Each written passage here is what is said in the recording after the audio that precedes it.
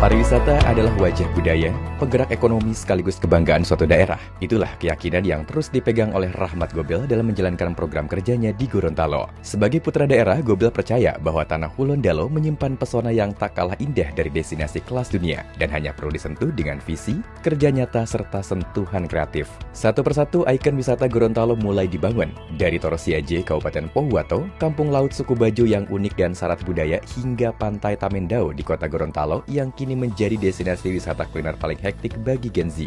Danau Perintis di tepi hutan Bone Bolango yang gelap dan sepi pun disulap menjadi pusat rekreasi yang ramah keluarga dan berkelas dunia. Sementara Menara Pakaya di Limboto, Kabupaten Gorontalo yang semula hanya besi menjulang, kini menjadi simbol kebanggaan masyarakat setelah dihias dengan permainan lampu dan didesain ulang di bagian bawahnya. Terbaru, kawasan wisata pemandian air panas legendaris Pentadio di Kabupaten Gorontalo tengah direvitalisasi agar menjadi destinasi unggulan sebagai sebuah resort yang mampu menarik wisatawan Nusantara maupun mancanegara. Namun Rahmat Gobel tidak berhenti hanya pada infrastruktur. Ia memahami bahwa pariwisata sejatinya harus bergerak bersama denyut ekonomi rakyat. Karena itu, festival demi festival digelar. Festival UMKM di Pantai Bolihutuo, Festival Ikan Tuna di Tamendau yang mengangkat potensi bahari, Festival Milenial di Danau Perintis yang membuka ruang ekspresi generasi muda, hingga Festival Balon Udara satu-satunya di Indonesia Timur yang bahkan berkolaborasi dengan pemuda kreatif dari Wonosobo, Jawa Tengah.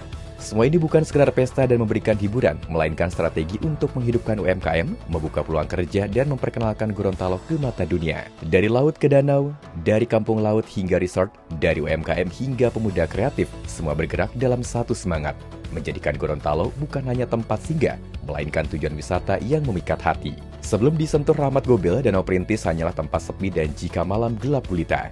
Danau Mungil yang sebetulnya indah ini hanya dikenal oleh masyarakat setempat saja. Lalu, Gobel menatanya.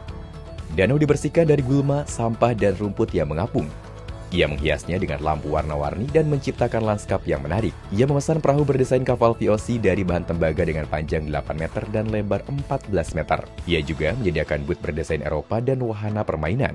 Dari hanya dikunjungi 39.000 pengunjung pada tahun 2022, pada 2023 melonjak menjadi 143.000 pengunjung. Dan pada 2024 naik lagi menjadi 188.000 pengunjung.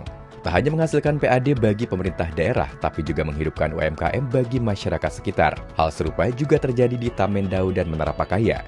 Untuk menata Danau Perintis dan Menara Pakaya saja, Rahmat Gobel menghabiskan uang dari kantong pribadinya hingga sekitar 20 miliar. Namun, ia tak meminta imbalan apapun. Ia lakukan semua itu karena cintanya pada Gorontalo dan ingin Gorontalo maju dan rakyat yang makmur. Inilah bukti nyata bagaimana Rahmat Gobel bekerja. Membangun bukan sekedar fisik, tapi juga harapan. Merevitalisasi bukan hanya bangunan, tapi juga kehidupan masyarakat. Karena bagi beliau, pariwisata bukan sekedar sektor, melainkan pintu menuju masa depan ekonomi yang lebih cerah bagi Gorontalo.